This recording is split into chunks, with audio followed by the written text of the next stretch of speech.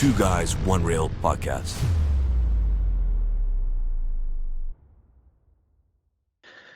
Welcome back, guys, to the Two Guys, One Reel podcast. I'm your host, Anthony, and I'm Kevin.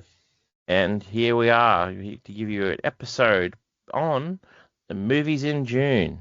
Kev, what do you reckon?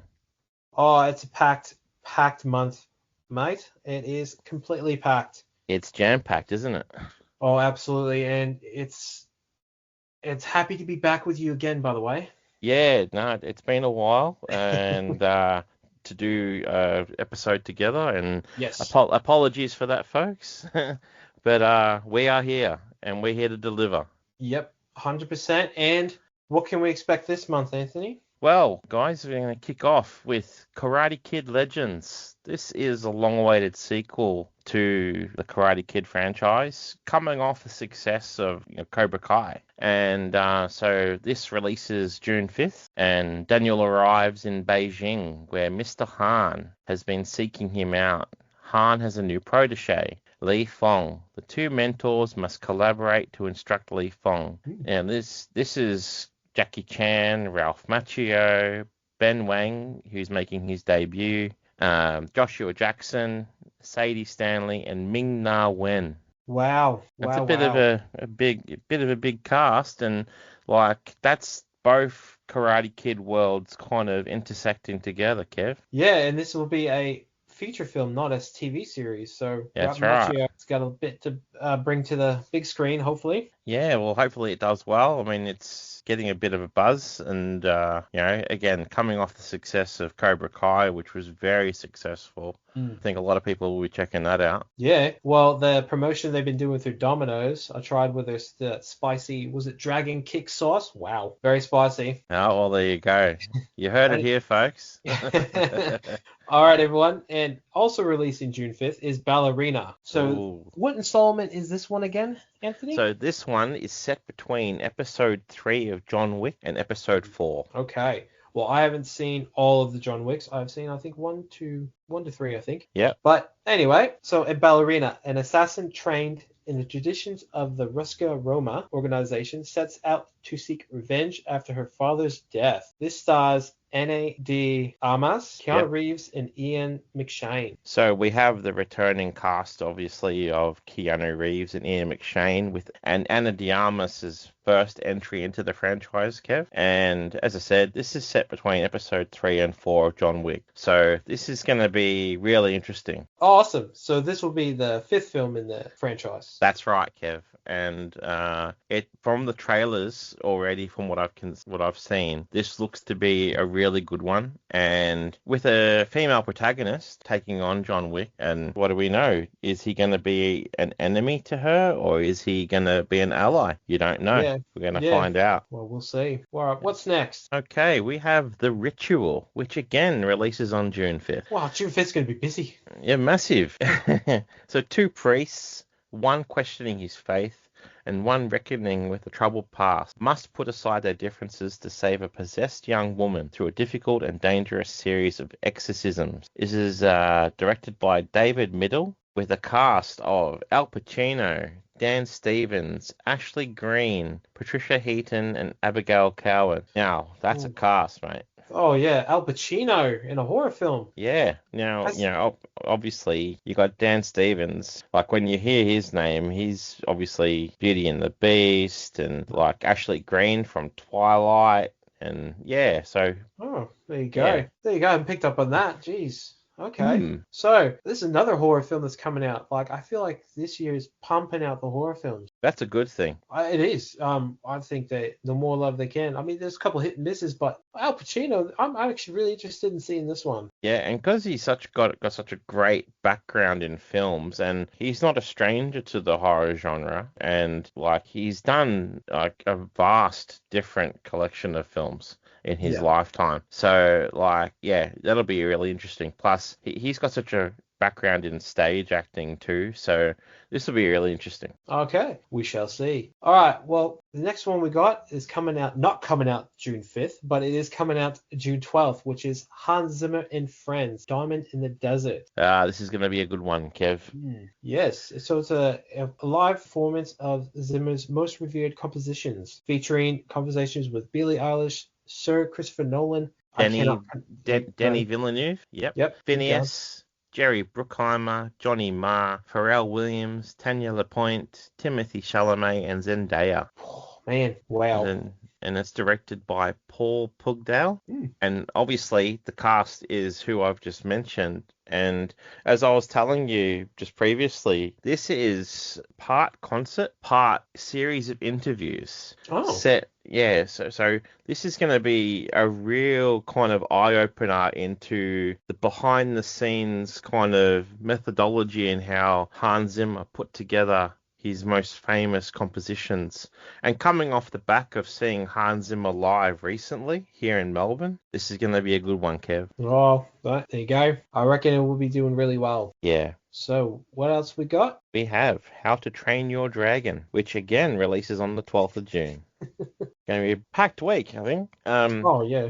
As an ancient threat endangers both Vikings and dragons alike on the Isle of Bur, friendship between Hiccup, an inventive Viking, and Toothless, a night fury dragon, becomes the key to both species forging a new future together. That's directed by Dean Dublas, which stars Mason Thames, Nico Parker, and Jared Butler. This is going to be a good one. It's good. I reckon it's going to be fantastic. This, I believe, is DreamWorks' first live action adaptation. I could be wrong, but I'm pretty sure this is their first live action adaptation. Well, like from what we've seen of recent, like them studios building off the back of the original animation to bring out a live action, it hasn't always hit the mark, but from what I'm seeing, the trailer for this looked really special. Well, and also to add, Dean Dublas actually is the creator of the animated series, of the animated movies. Wow, so there you go. He should have very keen eye on what's to do. He would have a vested interest in its success, yes. I believe. I'm very looking forward to this movie. Oh, beautiful. And also, releasing June 12th is Dangerous Animals. So this is a horror / I don't know if it's exactly a horror or it's a horror thriller. Either way, it is horror. Oh, yes. So, when rebellious surfer Sapphire is abducted by a shark-obsessed serial killer and held captive on his boat, she must outwit her captor before she becomes the next offering to the predators circling below. So this is directed by Shane Byron, who did The Loved Ones and The Devil's Candy, and with casting Jai Courtney, Rob Carlton, Hassie Harrison, Josh Houston, Ella Newton, James Munn, and Liam Grennick. I'd butcher that. Yeah, Liam Grenke. There we go. And obviously, it'd be great to see Jai Courtney in a film again. I haven't seen him in anything recently. Oh, no. Yes, I can't wait. The last thing he was in was The Summit, which was the TV series of a competition of people walking up a summit. Oh, wow. And was he in that, or did he host that? Sorry, he hosted it, but he was in every episode, so I would say he's in it. Yeah, no, that's going to be awesome because, again, he's an Aussie actor, so it'd be really good to see him back on the screen. Oh, absolutely. He was brilliant in Divergent and many other films, and he's he seems to play the villain a lot too. Oh, well, I like an actor who can play a bit of both sides. That's right, and he does it well, and he's an underrated actor, I find. I hope he does really well in this one. Yeah, no, definitely. I liked him as Captain Boomerang in Suicide Squad, so yeah. And he played Kyle Reese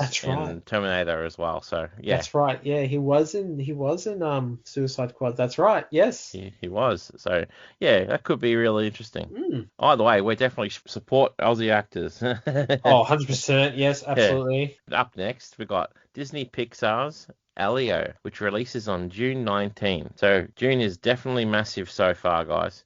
For centuries, people have called out the universe looking for answers. Disney and Pixar's all-new movie Elio, The Universe Calls Back. The original feature film introduces Elio, an underdog with an active imagination, who finds himself inadvertently beamed up to the Communiverse, an interplanetary organization with representatives from galaxies far and wide. This is directed by Adrian Molina, Domishai, and Madeline Sharafan, which has a big cast of Zoe Saldana, Brad Garrett, Shirley Henderson, Yanis Kibrab, Remy Edgley, and Jamila Jamil. Is it an original thing too, Kev? Yeah, an original story. So always good to have an original story. Yeah, definitely. I mean, I think obviously a lot of what Disney's been doing recently is a lot of the live action remakes of their classic animation films. So the fact that they're bringing out a independent feature is a good thing. Yeah, they go back to the roots.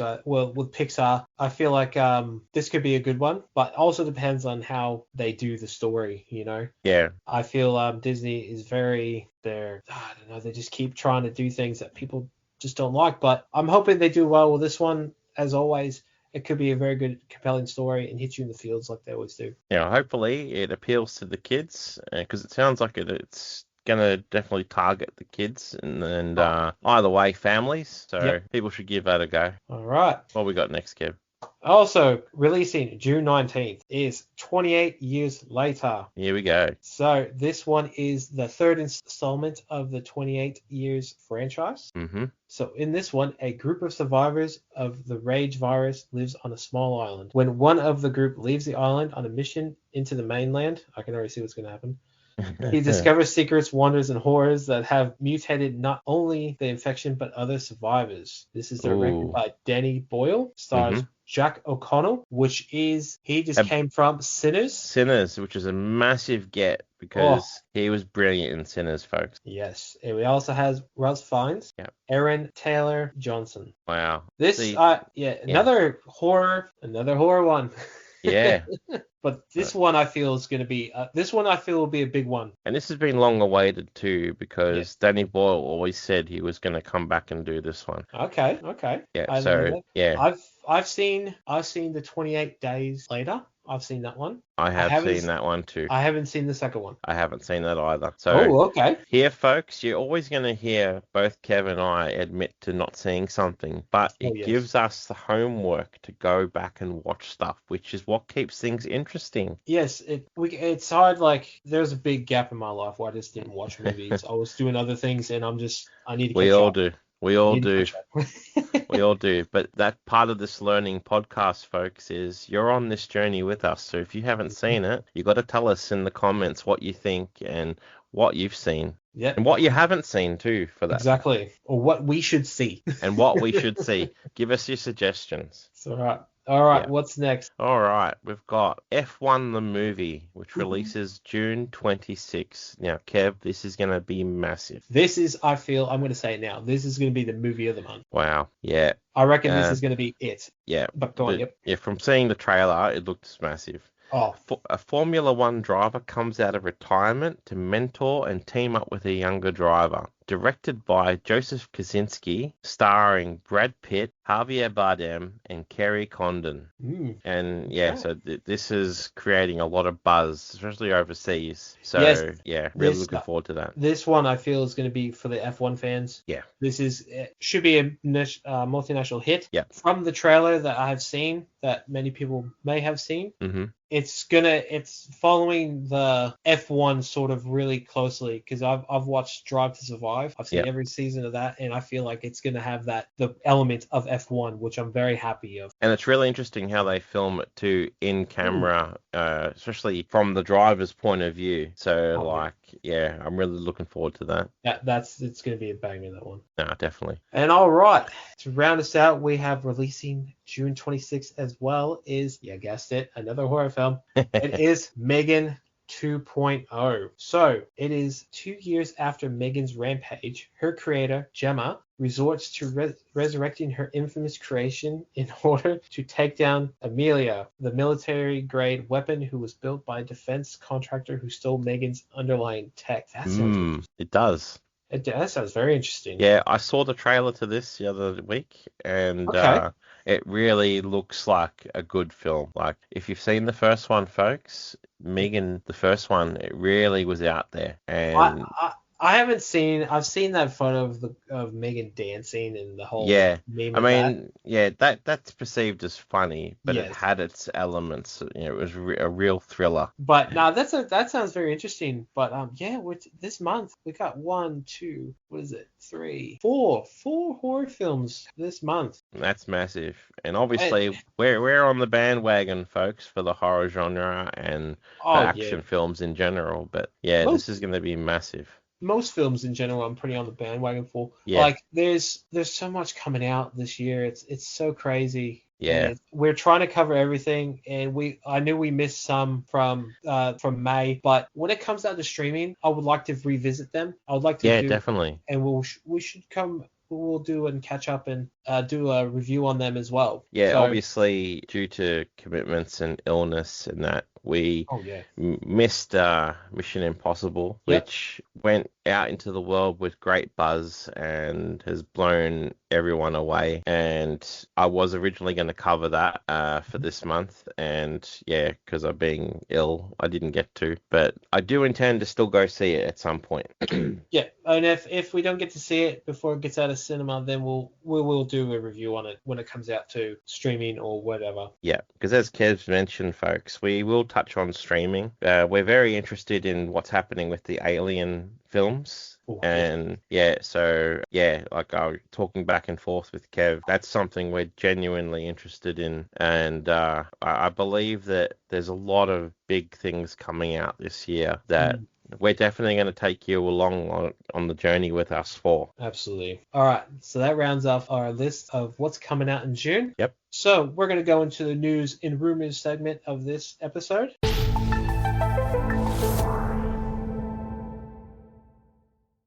So, Anthony, tell me, what have you heard that may or may not be coming out? Well, obviously the big news of the week was that the original release date for Doomsday was going to be May next year, and they've since now announced that they're going to be postponing it till December next year, which I think is a very smart move, because otherwise it would have felt very rushed, especially being as big of a film as it's going to be and assembling the cast that they had to tell the story that they want to. Yeah. If they had have tried to rush it and then push it through in May next year, I feel we would have got a very convoluted, messy film with unfinished video effects. And yeah, so what they've done is a smart move. Yeah, well, yeah, there's a lot to say about what's going on with Marvel in general. Oh yeah, I would agree with you, especially as they've definitely dropped the ball in the last 10 years.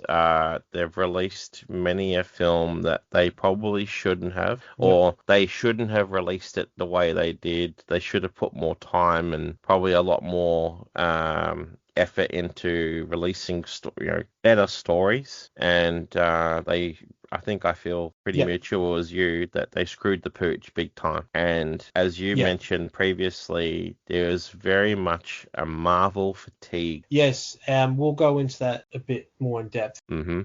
Coming up soon. Yeah. But moving on from that one, you and I have also heard that there is a Sinners 2 in the works. Yes. This comes off the heels of the success that Sinners has been at the box office and its impending release to streaming. It's been announced that Sinners 2 is in development. Yep. Which is a great thing for the team all around. Ryan Coogler, it's such a great thing for him because, obviously he's got Ironheart coming out this year, but like Sinners was a passion project of his. And it was an original story. Yes. And again, for something that's original, whereas there's a lot of remakes these years.